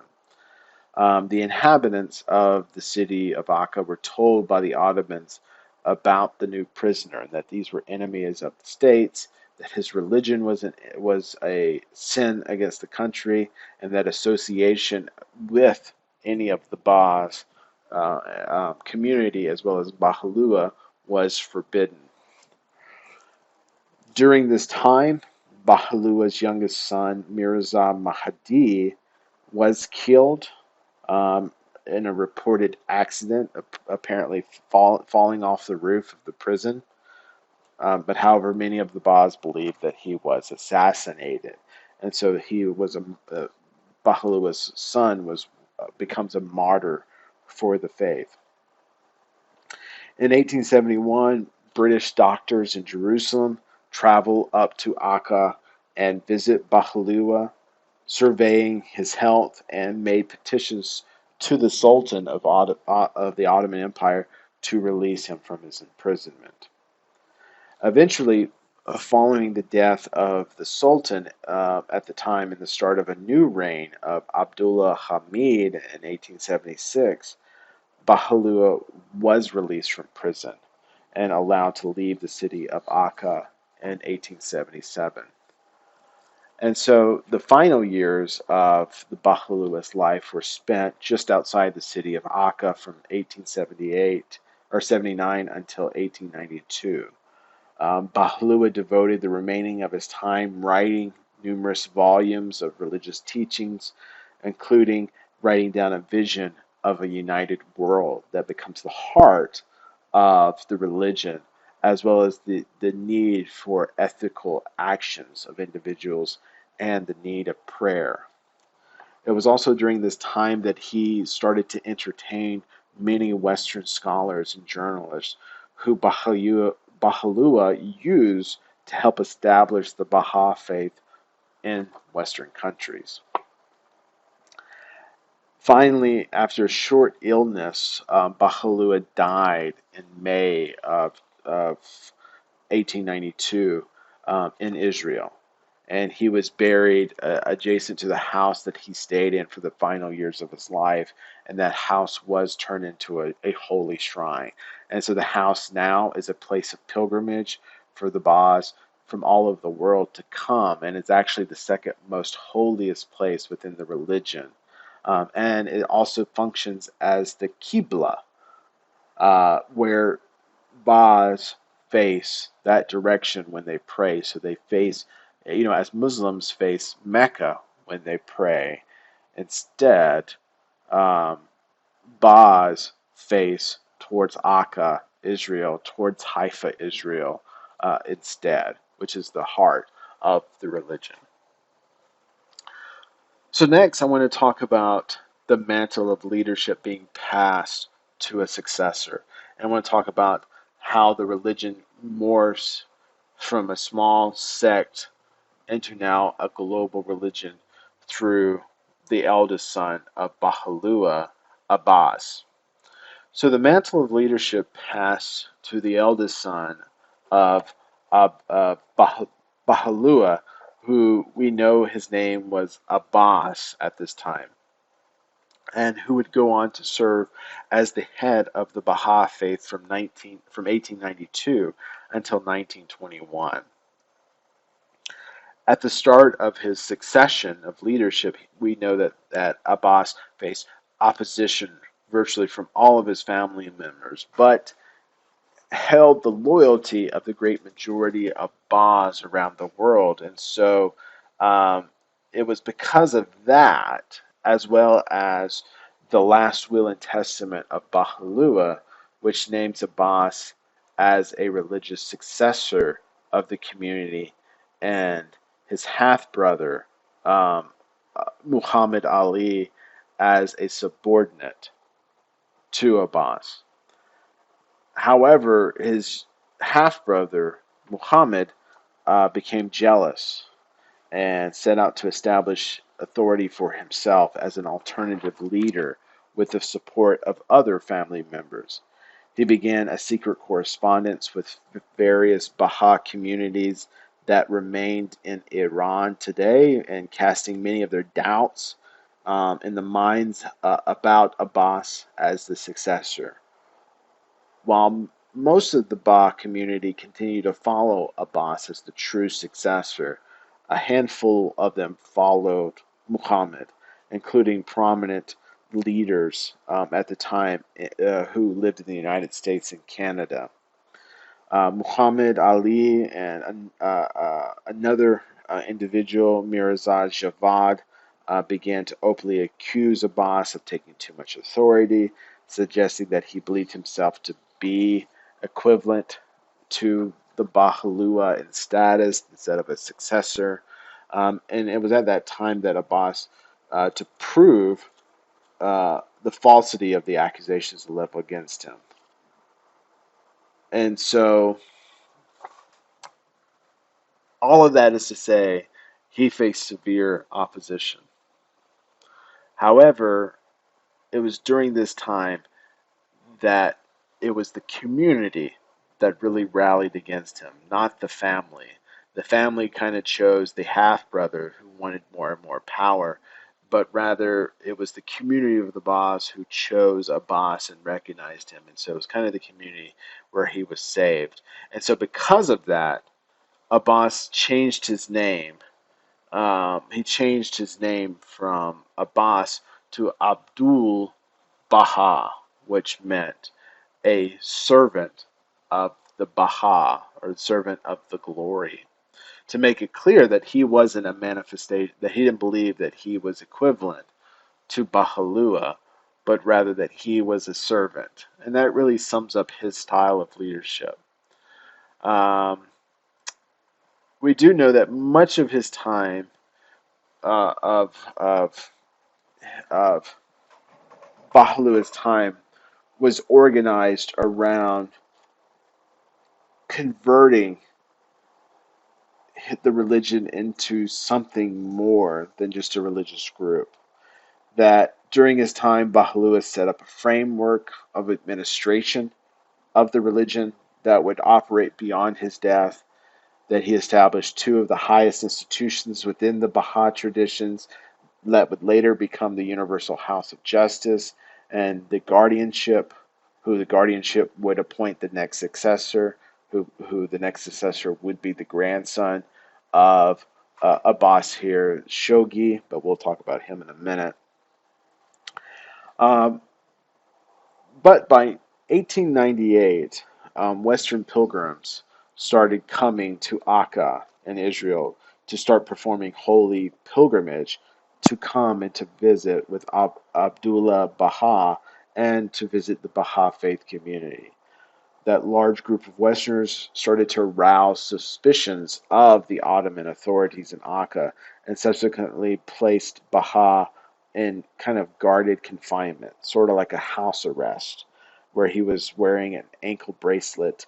Um, well, basically, an equivalent of wearing an ankle bracelet like we do it today. He was placed in house arrest. He was constantly kept under guard, kept under tab. Um, but he still was allowed visitations of people. And during the final 2 decades of his life, Abdullah would be in constant communication with Baha'is all around the world, helping to teach them about the religion, to help grow the religion into a global religion. In addition to his efforts, Abdullah Ba'a organized the transfer of the remains of the Ba from his hidden grave in Iran, to modern day Palestine or Israel today. It was under the leadership of Abdul Baha that organized the purchase of land that is today on Mount Carmel that the Baha'u'llah had instructed that should be where his remains should lie. And so it was under his leadership that he was able to construct the famous shrine of the Ba, which is in the modern day city of Haifa, Israel today, and it's one of the most holiest sites within the Baha faith. And from 1902 to 1904, Abdullah Baha started to put into execution two different projects. That of the restoration of the House of Ba in Shiraz, which would later become a holy shrine, another holy shrine of pilgrimage for the Baha faith until it was destroyed in the 70s, and the construction of the first Baha faith house of worship outside of Akka in today Agashbat, Turkmenistan. All of these actions led to increased religiousness among the community, pilgrimages that the Baha'is would do. And because of this, um, uh, many others started to, the Ottoman Empire, the officials of the Ottoman government became more and more suspicious and started to restrict and confine Abdullah Baha's movements. But because the governor of Akka converted to Baha'i faith, their efforts were largely ignored at this time, and so he was able to um, promote his religion. Also during this time, Abdullah was actively supportive of modernist movements within the Islamic traditions. He met with many Islamic reformers like Muhammad Abduh, who is a central figure of the Islamic modernization movement in Egypt. Another important figure is Rashid Redad, who who condemned the rising nationalist movements within various Islamic cultures and advocated for a renaissance of Islamic study and culture. Um, he also communicated quite regularly with the Young Turks movement, which was a political reform movement in the early 20th century that favored the replacement of the Ottoman Empire with a constitutional government that eventually did succeed in overthrowing the government. Um, uh, but also during this time too, Abdul attempted to delay much of the Young Turks' calls for violence rebelling, advocating instead for peaceful ways of change, peaceful levels of protest by the group. Because of that, following the Young Turk Revolution in 1908, uh, against the Ottoman Empire, Abdul Baha was released from his confinement and thus permitted to travel outside of Akka and travel the world. And so he immediately traveled to Haifa to oversee the construction and the completion of the shrine of the Ba, and that would become the headquarters of the religion. In 1910, he embarked on a 3-year journey to Egypt, to Europe, to Canada, to the United States, spreading the Baha'i religion. Um, During his visits, he traveled to many Baha'i missions, um, many Baha'i churches, many Baha'i groups that were established across the globe, as well as having scores of meetings in Baha'i homes and offering personal meetings with hundreds and hundreds of people. During his talks, his international talks, he proclaimed Baha'i principles such as the unity of God, the unity of all religions, the unity of all humanity, the equality of women and men. Um, he advocated for world peace and advocated for economic justice. He also insisted that all his meetings across the globe would be open to all races and all genders, which was revolutionary at that time. That his visits and talks were always the subjects of hundreds of newspaper articles, and so during the early 20th century, Abdullah Ba was very much a headliner. Um, a small anecdote here. There's a small little story about how popular he was. That in 1912, when Abdul Baha was giving a trip, was helped, given a trip to come to the United States to preach, to give lectures, to meet Baha'is that had grown in the United States. Abdullah was also invited to travel on a famed ship that was newly built in 1912, that of the Titanic. However, according to Abdullah's own biography, he said that he refused the ticket because, quote, my heart did not prompt me to do so. And instead, he elected to travel on a more cheaper option in a cheaper boat and requested that the proceeds of his ticket be donated to charity on the Titanic. And so instead, Abdullah left on a much cheaper ship, the Cedric, that departed from London in April 11th of 1912, where the Titanic left the day before on April 10th, and the Titanic sunk on April 16th. And Abdullah didn't arrive until to the U.S. until 2 days later, where he heard about the sinking of the Titanic. So again, just an interesting little anecdote that I wanted to share about his life. Lastly, what I want to mention about Abdullah is that during World War One, which was from 1914 to 1918, Abdullah stayed in Palestine and was unable to travel because of the war. So he spent most of his time writing correspondence with the global Baha'i faith community around the world, as well as composing religious texts of his own. And there is one story that Abdullah's life came under direct threat by the Ottoman military in Palestine, who expressed their desire to crucify him and had plans to destroy and commit genocide against all of the Baha'is in Palestine, believing them to be spies for the Allies. But before the Ottomans could launch their genocide plan on the Baha'i community, the British Army was able to rescue the day and push the Turks outside of Palestine, and thus rescuing the Baha'i community. And so now, under British control, the Baha'i community was able to grow even more rapidly and coalesce into a well governed religious community because of the religious freedoms that were brought forth by the British, who took control of Palestine at that time. And that following World War One, Abdullah also believed that he believed strongly in the League of Nations, but he believed that it was only a partial fulfillment of the prophecy of Baha'u'llah, because certain nations weren't all included and weren't all represented.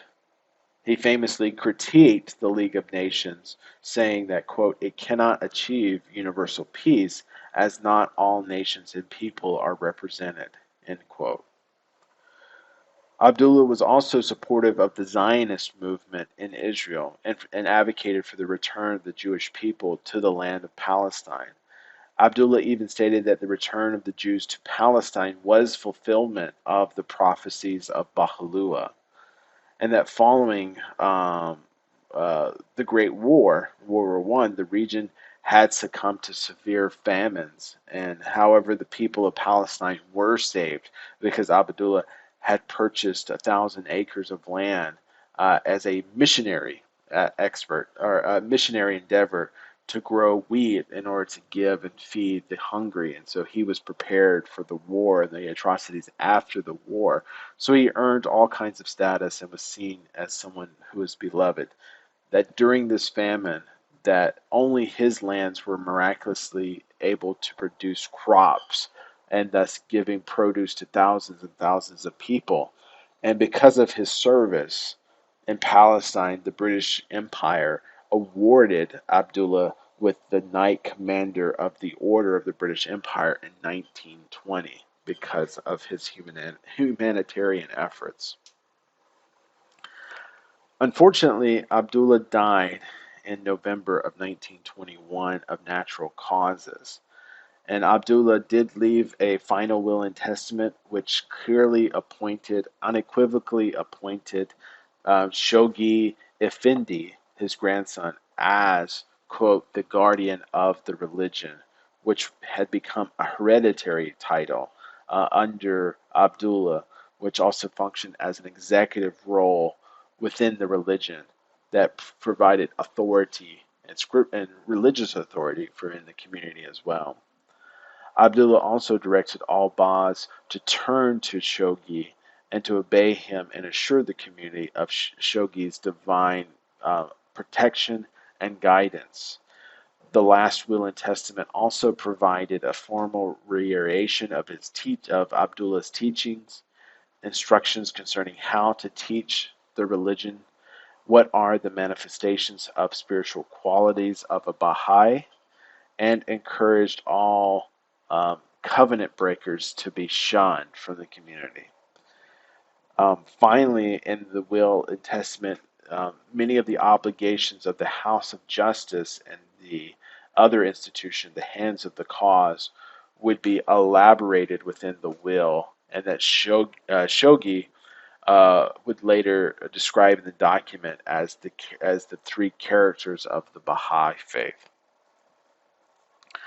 The authenticity of the will was universally accepted around by the Baha'i communities, and no one argued against Shoghi's election as successor to the leadership, except one person, American Baha'i person, Ruth Berkeley White, who argued that the will was a forgery, that instead she should have been elected um, leader, but she wasn't. So the last person that we need to talk about as an important figure within the Baha'i faith is the final leader, Shoghi Effendi. And so Shoghi Effendi inherited the leadership of the Baha'i religion from 1921 until 1957. But his leadership was significantly different from that of any others. For starters, Shoghi was highly educated, receiving a college degree from the American University of Beirut, also from the University of Oxford University in England, where he received degrees in economics and social studies. Second, Shoghi was a fluent speaker of English, of Turkish, of Arabic, of Farsi, and French. And Shoghi was an avid translator, and actually he personally translated all Baha'i documents into all of these languages that he knew. And third, Shoghi also had a reputation of being a workaholic, always writing himself, writing everywhere he went. Everything he constantly did was always writing, always producing teaching documents, consistently traveling, corresponding with every Baha'i community across the globe. He was very much a workaholic. Um, Shoghi's leadership of the Baha'i community focused on two aspects. One, developing the administration of the religion, and two, spreading the religion around the world. The Baha'i community was relatively small and undeveloped when Shoghi assumed leadership of the religion, but during his time as leadership, he strengthened it, he developed it over many years to support the administrative structures that was envisioned by his grandfather, Abdullah. Under Shoghi's direction, the the national spiritual assemblies of the Baha'i community were formed, and many thousand local spiritual assemblies were created that would be responsible for creating churches, for licensing ministers, for producing, reproducing teachings, as well as spreading the religion in their communities. Starting in the late 1940s, after the establishment of the State of Israel, he developed the Baha'i World Center at Haifa, and which created the international archives of the Baha'i community, which housed all of the teachings and all the writings of the leaders of the Baha'i movement. And in 1951, he appointed the International Baha'i Council to act as a precursor to the Universal House of Justice. That would later serve as the governing board today. And he appointed 32 members to serve this community, whose main function was to propagate and protect the religion. And from his appointment as guardian of the religion until his death, the Baha'i community grew from around 100,000 followers to 400,000 followers. And starting in 1937, Shoghi set in motion a series of systematic plans to establish Baha'i communities in all countries across the globe. Um, uh, uh, and so you can see that he's making all these efforts to grow the religion into something more than what it was, a working global missionary minded religion. Shoghi, unfortunately, his death came unexpectedly in London in 1947 as he was traveling to Britain. During that time, he caught the flu. the Asian flu at this time, which killed around 2 million people, its version of 1957's version of COVID at this time. And he unexpectedly died. The future hereditary nature of the guardianship as it was envisioned by the Baha'i scriptures had the appointment of leadership, that the leadership would pass down from one guardian to the next, and that it would pass through the male descendantry, preferably their progeny, from father to son, from father to son, from father to son. However, Shoki died without having a living male relative and having no apparent heir to the guardianship. And so the religion was thrust into an unbelievable circumstance. Who would be the next prophet? Who would succeed? Who would be the next guardian of the religion? Well, in Shogi's final message to the Baha'i community in October of 1957, he named the hands of the cause of God to be the chief stewards of Baha'u'llah's vision. And so, therefore, upon Shogi's unexpected death, this committee, the hands of God, would act as a governing body over the Baha'i community in his stead. So the hands of God gathered in a series of 6 meetings to decide how they were going to navigate this uncharted situation. And the community unanimously voted that it was impossible to legitimately recognize a successor. So instead, what they announced was that in November of 1957, they announced that the control of the religion would be that there would be no apparent successor. That instead, the control of the community would be transplanted to a new committee of newly elected 9 members that would govern as a council, as an executive council, and that they would function as the guardians of the religion, but instead they would be known as the custodians.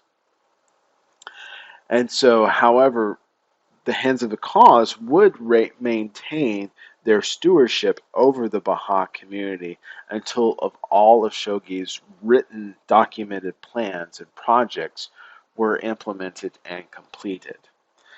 And eventually all of those plans were done, and so by 1963, the House of the Cause surrendered their leadership to the 9-member council, and who the 9 members council became known as the Universal House of Justice, or sometimes also known as the Custodians.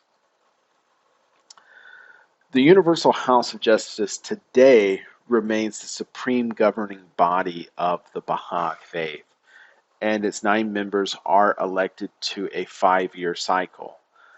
As an institution, the Universal House of Justice could legislate on issues not directly addressed by the scriptural writings and teachings of the Baha'i traditions, providing thus flexibility for the Baha'i faith to adapt to changing conditions in a modern world. They also were responsible for translating Baha'i literature, establishing Baha'i centers across the world, constructing Baha'i houses of worships, holding international conferences, developing educational systems, advocating for women's rights within the religion and within society, nurturing spirituality, youth children programs, family life programs, and advocating for social and economic reforms publicly. The seat of the Universal House of Justice and its 9 members resides in Haifa, Israel, today, and that these 9 members serve on a 5-year rotation after they were elected. But despite it being a very pro-women religion and pro-women right religion, membership of the council, of the custodian council, is male only. And within the Baha'i writings, they indicate that the reason for this will become clear in the future, but they don't they really don't specify. Since its first election in 1963, the Universal House of Justice has overseen many international plans to spread the religion and the faith of the Baha'i teachings. And as of 2006, the Baha'i faith has been established in 191 independent countries, with 179 national spiritual assemblies, and that the Baha'i literature has been translated into over 800 languages. And that according to the world data from the United Nations, the Baha'i faith is the second most geographically widespread religion after Christianity in terms of it being present among the highest number of locations. There's only two documented countries that have no documented presence of the Baha'i faith, and that is Vatican City and North Korea. And because of its uh, historical roots with and similarities with Islam, Baha'i faith have suffered periods of persecution within Islamic countries, or they've been confused for Muslims by Western countries, especially after 9/11. So, since the Iranian Revolution in 1979, Iran's Baha'i community have regularly had their homes ransacked. They've been banned from holding government jobs. Several hundreds have received prison sentence just for their religious beliefs. Um, the House of the Ba in Shiraz, Iran, which is one of the three holiest sites within the religion, has been destroyed twice by the Iranian government. The Iranian government forbids Baha'is from attending university unless they identify themselves as a Muslim on their entrance exams. The Iranian government also claims that the Baha'i faith is not a religion, but is instead a political organization. Hence, they refuse to be recognized as a religious community and thus not subjected to having religious freedoms. They also accuse the Baha'is of being Zionist, and as of 2018 are no longer recognized as citizens of Iran as a country. In Egypt, for example, in 1960, all Baha'i community properties, including Baha'i centers, Baha'i libraries, even their cemeteries, were confiscated by the government. And several fatwa has been issued by Islamic clerics in Egypt charging Baha'is with apostate from the religion of Islam. In the 1990s, Egypt issued an identification policy in which all citizens must identify their religion. However, the Baha'i faith is not officially recognized as a religion. Therefore, Baha'is are not allowed to be citizens of Egypt, and thus weren't until it was changed until in 2009. In India, especially with the rise of Hinduvata, Hindu nationalism, and in the right wing BJP party, Baha'is have been repeatedly attacked and persecuted as being confused with Muslims. The same thing happened in the United States, that many Baha'i temples of worship were ransacked after 9/11 because people confusing them with Islam. So that's a summary of the history of Baha'i faith up until our day. The last remaining slide that I want to talk about is concerning what do Baha'is believe. The teachings and religious doctrines of Baha'i faith represent a considerable collection of theological, of ethical, social, and spiritual ideas that were established by Baha'u'llah, who's recognized as the founder of the religion, and were later clarified by his successors, Abdullah and Shoghi. So those three significant individuals are significant leaders within the traditions, as is their writings. The teachings of the Baha'i faith were written in various Baha'i religious writings and letters that would collectively be referred to as scripture. And the teachings of the Baha'i faith also they also combine with authentic teachings of several past religions like Zoroastrianism, Hinduism, Judaism, Buddhism, Christianity, Islam, and uh, uh, those religions which they regard as being revealed by God. And so, Baha'i faith really doesn't have a singular set of religious texts like there are with many of the world religions today. They don't have a Bible. They don't have the Quran. They don't have the New Testament, the Gospels. Instead, they have a collection of scriptures that they refer to as simply the writings. But what they would consider as canonical texts of their scriptures are particularly the writings of the Baha'u'llah, Abdul Baha, Shoghi, and those that are officially published by the Universal House of Justice.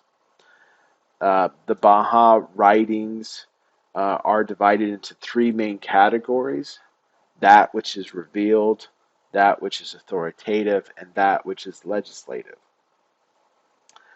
The writings of the Ba and Baha'u'llah are regarded as divine revelations from God.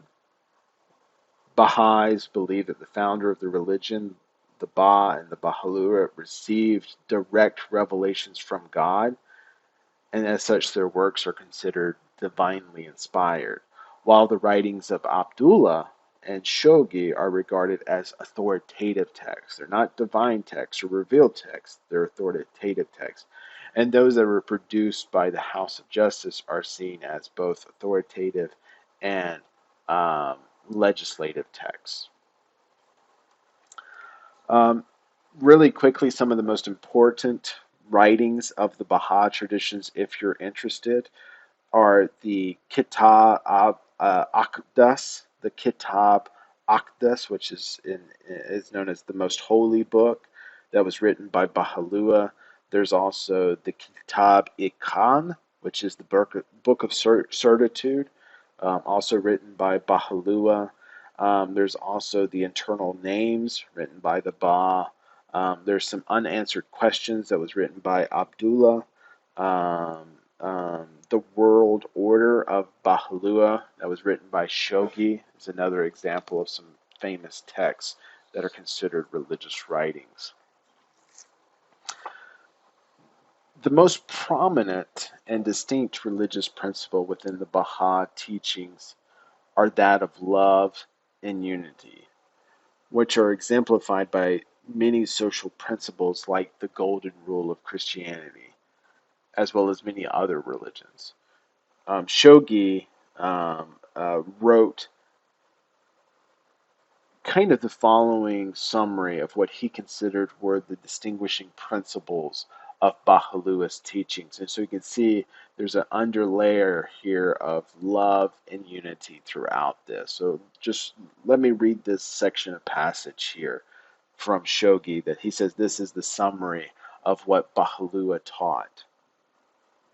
Quote, the independent search after truth, the unfettered by superstition or tradition, the oneness of the entire human race, the pivotal principle and fundamental doctrines of the faith, the basic unity of all religions, the condemnation of all forms of prejudice, whether religious, racial, class, or national, the harmony which must exist between religion and science, the equality that must exist between men and women, the two wings on which the bird of humankind is able to soar upon, the introduction of compulsory education, the adoption of a universal auxiliary language, the abolition of extreme wealth and of extreme poverty, the institution of a world tribunal for the adjudication of disputes between nations, the exaltation of work performed in the spirit of service, to the rank of worship, the glorification of justice as a ruling principle in human society, and of religion as a bulwark for the protection of all people and all nations, for the establishment of a permanent and universal peace as the supreme goal of humankind's and of nationhood. These stand out as the essential elements of what the Baha'u'llah has proclaimed. End quote. All of this sounds very grand, but also very nice and similar to what all of us believe or what we all want to believe, which explains why the appeal of the Baha'i faith and why it has grown really fast and really quickly. All of us would say amen to all of these statements. But I want to dive in a little bit deeper as to what they believed. While love and unity is often seen as the heart of this religion, in truth, the heart of the religion is the three onenesses that are taught. The core assertion of the Baha'i faith is known as the three onenesses and are central in the teachings of this religion. They are the oneness of God, the oneness of religion, and the oneness of humanity. The Baha'i writings state that there is a single, all-powerful God who revealed his message through a series of divine messengers. It regards both their message and religion as a whole should be understood as progressively revealed, meaning that religion is never to be stagnant, but ever evolving and ever changing. They also believe that all religions are essentially one tradition and originally the same. They might have been corrupted over time, but originally they were the same. The Baha'i writings also state that the essential nature of the messenger is twofold, that we are both human and that we are both divine. That we are divine, meaning that in that we all come from the same God, and that all religions and all communities and all people expound the same teachings, and thus they can be seen in the same light.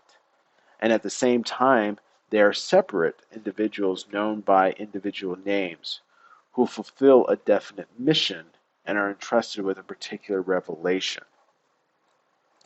This is a significant division between religions like Islam and Judaism, which see their prophets as pure human agents who carry with them a divine message. Baha'u'llah in many places state that denying any of the messengers of God is equivalent to denying them all and denying God himself.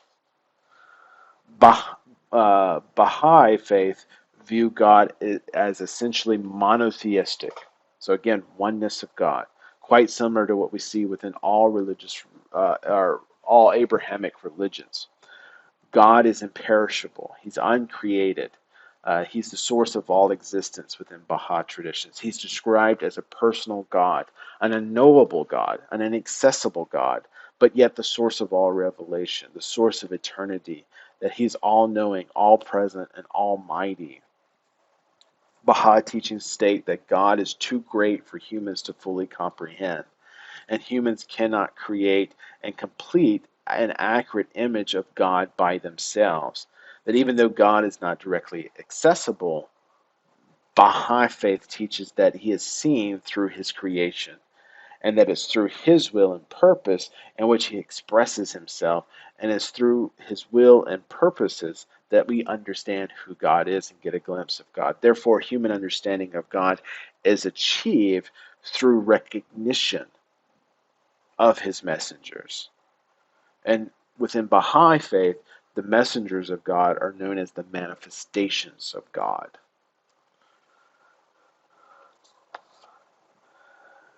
Thus, all of humanity's concepts of God, which have been derived throughout history, are just mere manifestations of the human mind and not the reflection of his true nature.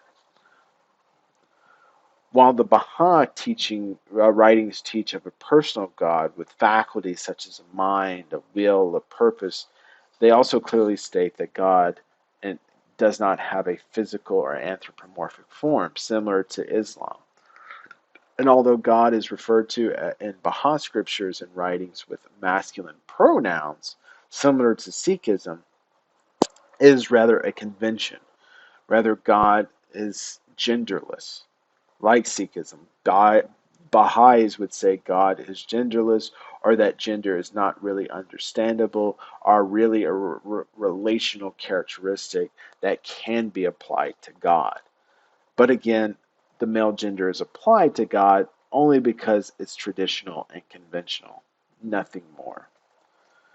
Baha'i faith also believes that although human cultures and religions differ in their concept of God and nature, they nevertheless refer to the same God, meaning that descriptions of Vishnu within Hindu traditions or descriptions of Jesus Christ within Christian circles are all referring to the same deity.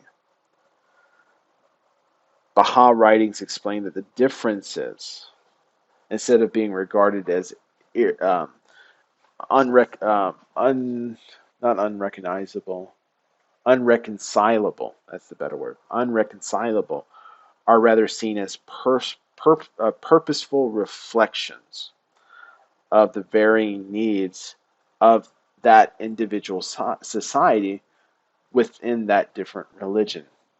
Meaning that the reason why Jesus dies on a cross is because human society at that time needed the crucifixion. They needed that image of a sacrificial servant, of a God dying for you, versus what in Hinduism of Shiva, Vishnu as conquering gods who come and destroy evil. That's what those cultures needed at the time.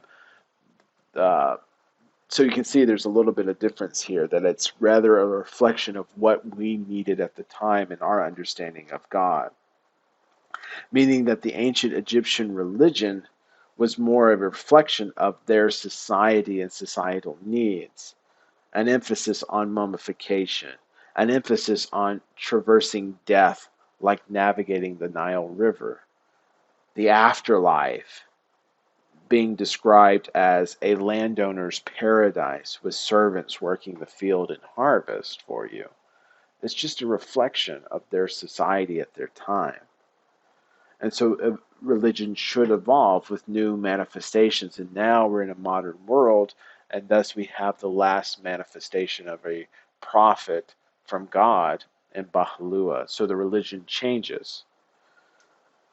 And the manifestation that he makes clear is that no single faith, and that no associated concept of God is considered superior to another, meaning that Islam's idea of God is not superior to that of Buddhism's idea of God. Baha'i faith does teach that more recent religions have revealed a more advanced concept of God as they called for change and needs of local, regional, global civilizations. Thus, in this regard, Baha'i faith is a world religion and is characterized as such. Finally, the God of Baha'i faith has many names. However, the most important name is Baha, which just means glorious ones. But you'll also hear phrases like Allah Abba, which is God, the all glorious one, or Yahbahula Abba, O thou glory of the most glorious one. But in English communities of the Baha'i faith, you'll hear them talk about God as the Almighty, the Helper, the Glorious One, the Powerful One, the Loving One, the Incomparable One, the Gracious One. In the end, because of its beliefs concerning world religion, Baha'i faith teaches that the names and attributes of God are infinite. that there is no singular name to God, as there is no singular attribution to God that can fully capture God's essence. But these names simply provide glimpses into the nature of God and to his relationship with humanity. Very quickly, I want to talk about the other aspects of the oneness of God, meaning the manifestations of God. This is a concept in Baha'i faith that refers to what are commonly called prophets in religious study. The manifestations of God are appearances of the divine spirit within Baha'i traditions, in a series of personifications, and as such they are perfect reflections of the attributes of the divine in the human world for the progress and for the advancement of human morals and civilizations through these agencies.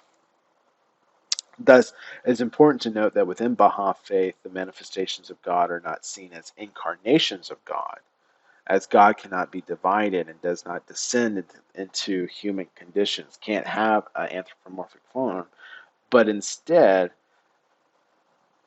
they're also not to be seen as ordinary mortal men. Rather, within Baha'i faith, the manifestations of gods are emphasized the existing qualities of both humanity and divine. So, in a sense, they're kind of like Jesus. The best comparison that we can use is, again, Jesus. But it's not a direct comparison. Because within Baha'i faith, a commonality is to say God is likened to the sun, the source of physical life. And thus the manifestation of God is likened to a perfected mirror that reflects the rays of the sun. So hopefully that makes sense. In the Baha'i faith, it is believed that these manifestations of God are the only channel for humanity to know about God, because contact with the Spirit is what transforms the heart and mind, creating a living relationship between the soul and God. They act as perfect mirrors, reflecting the attributes of God into the physical world. So that's a good way to see them. They're mirrors. They're reflections of the divine. They're both divine and human, but they're reflections of that. The manifestations are also believed to possess capacities that do not exist in humans, thus making them different to a degree. The manifestations are not seen to be simply greater thinkers or philosophers who have a better understanding than others, but by their nature they are inherently superior to average humans. Thus, they are special beings, having a unique relationship to God, as they have been sent by God from the spiritual world as an instrument of the divine and the divine revelation to the physical world. So they harbor this kind of Trinity-like modality of being somewhat God, somewhat man. The manifestations are understood to have existed in the spiritual world prior to their physical birth and life. So again, similar to Jesus here. And they are also seen as innate, divinely revealed knowledge and absolute knowledge about the physical world. So again, similarly to like Jesus. And according to Baha'i faith, the purpose of the manifestation of God is to educate humanity. The manifestations of God are seen as divine educators who are raised up by God with the purpose of uplifting mankind and expressing His will and in expressing God's intent. Thus, the manifestations are seen as establishing religion in the world. Each manifestation brings with them their own book, their own revealed teachings, their own revealed law, but they're limited to the according to the time and place which they appear, and that the writings of God of these manifestations represent the infallible word of God, but with the understanding that they are meant to convey a specific, speak to a specific culture and speak to a specific time. So meaning that, again, why in uh, the Rig Veda, for example, it talks about many gods within Hinduism. That's just because of the culture. That is because of what they understood at the time. But however, that when Jesus and Muhammad and the Jews and Moses say that there are no multiple gods, there's only one God, it's again a reflection of the time, an evolution of humanity that needs to take place. And so that's what they really are, that they are manifested reflections of civilization, that civilization and society need to have, transitioning from polytheistic religions to monotheistic religions to now we need to have a more ethnical, we need to have a more universal religion. And so that's why the Baha'u'llah speaks of a universal religion, speaks of all religions being of one, because that's the next evolution of human society, is to separate, is to not be separate, but to be unified. Now, the last thing that I want to talk about is concerning humanity. The Baha'i scriptures state that human beings have a rational soul, and that this rational soul provides humanity with a unique capacity to recognize God's status and humanity's relationship with its creator. Every human is seen within Baha'i faith to have a duty, and that duty is to recognize God through his messenger at that time, and to conform to their teachings. Although it's through recognition of the messenger and application of their message in an individual's life that the soul becomes closer to God. And so, in an essence, it means that there's a much bigger room and classification for believer. That if you, as a Hindu, access God through the writings about Krishna, the writings about Vishnu and Shiva, the Rig Veda, the Bhagavad Gita, the Upanishads, that if this is your connection to God, in essence, it's okay. Because your soul is growing closer and closer to God. But now, because of modern society and modern awareness, you're able to be aware of this new prophet, this prophet Jesus, because of a global society, this prophet Muhammad, or this prophet Baha'u'llah. And now you have a responsibility to read those writings for yourself, evaluate them, and incorporate them into your own teachings, into your own life. According to Baha'i beliefs, when a human dies, the soul is permanently separated from the body and carries on in the next world, where it is judged based on the person's actions in the physical world. Heaven and hell are taught as spiritual states of just nearness or distance from God within Baha'i faith, and that they describe the relationship in this world and in the next, and not rather physical places of reward and punishment after death, even though Baha'i faith does use the language of reward and punishment as well. For Baha'i faith, heaven is much more a reality than a physical location. Heaven is, in essence, when the soul becomes closer to God. Not a physical place high in the sky, but a condition. The closest comparison would be in Eastern religions, the concept of enlightenment. Heaven is enlightenment in this sense. Anyone who learns and applies the virtues and guidance of God are able to, quote, go to heaven, quote, achieve enlightenment. So think of that.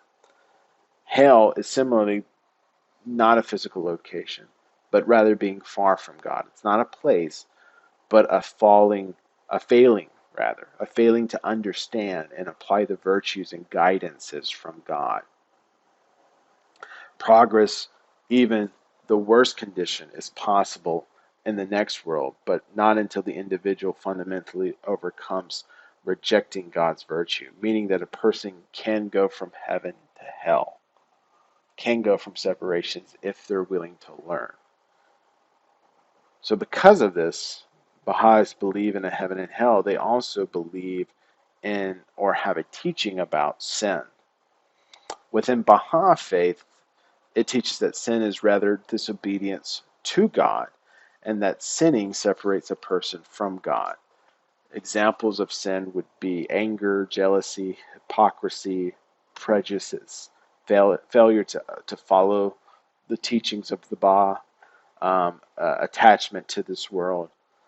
Conversely, Baha'is believe that God would forgive sins for which a person repents from, and that people can draw nearer to God by developing spiritual qualities. And so, because they believe in heaven and hell, because they believe in sin, Baha'is also believe in a judgment day. The Baha'i writings say that on the judgment day, each person will be judged according to their deeds and their spiritual conditions. Those who have lived a good life and who have followed the teachings of God will be rewarded, while those who have lived evil lives will be punished. However, the punishment is not eternal. Eventually, Baha'i teaches that all souls will be saved, that all will come to a knowledge of who God is. And so, if they believe in a judgment day, then do Baha'is believe in a resurrection of the dead? Yes, similar to what we've seen in Abrahamic religions. Yes. However, they don't believe in a literal resurrection in which a physical body of the dead is resurrected from their grave. Rather, they believe the resurrection is a spiritual event in which the soul of the dead person will reunite with their glorious body in that sense. That the resurrection will happen at the end of times, and that all humanity will be gathered together for judgment. One of the last and central teachings of Baha'i faith is that of harmony and science and religion, as being central tenets of the Baha'i traditions. Baha'i believes that both science and religion are always understanding the world, but they're understanding it from different perspectives, and that religion and science can complement each other, and thus they can always be in harmony with each other. The Baha'i writings state that, quote, science is the first emanation of God towards man, and that religion is the second emanation of God towards man, end quote. Meaning that science and religion are both products of God and God's creation, and that both have a role to play in helping us understand how the world functions, our place within the world, but also understanding who is God and our relationship to God. Thus, within Baha'i faith, science provides us with a rational and objective way of understanding the natural and the supernatural world, while religion provides us with a spiritual and subjective way to understand the meaning of life, to understand our place in the world, and our relationship with the world, with God. Furthermore, Baha'i faith asserts that science without religion leads to materialism, and that religion without science leads to superstition. Baha also affirms that reasoning powers are required to understand the truths about religion, that you have to be smart, you have to use logic, you have to use science to understand religion. And Baha'i faith condemns civilizations that are solely based on materialistic beliefs, meaning that they believe in only science while rejecting religion, in which Baha'i faith explains that this is why we have moral problems. It's because we don't have enough religion in our life. While the harshest condemnations are reserved for those who only accept religion and disregard science. Baha'i faith talks about people who take religious scriptures too literally as saying that religious literalism has become the cause of so much conflict in the world today. And so thus you have to have a balance. You have to have a harmony of science and religion, of reason and faith, of logic and spirituality.